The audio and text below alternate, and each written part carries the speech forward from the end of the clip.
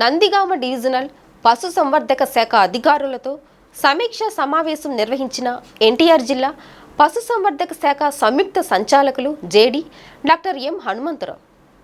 ఎన్టీఆర్ జిల్లా నందిగామ డివిజనల్ పశుసంవర్ధక శాఖ ఉప సంచాలకుల కార్యాలయంలో డీడీ డాక్టర్ మోసెస్ వెస్లీ వారి ఆధ్వర్యంలో నందిగామ డివిజనల్ పరిధిలోని పశుసంవర్ధక శాఖ అధికారులతో ఎన్టీఆర్ జిల్లా జేడీ డాక్టర్ హనుమంతరావు సమీక్షా సమావేశం నిర్వహించారు.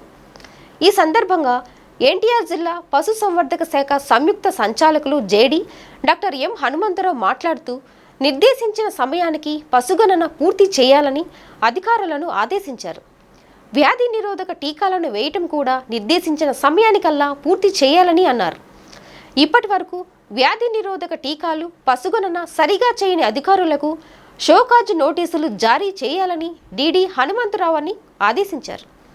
ఆ నివేదికను జిల్లా కలెక్టర్కు అందజేసి చట్టపరమైన చర్యలు తీసుకుంటామని అన్నారు.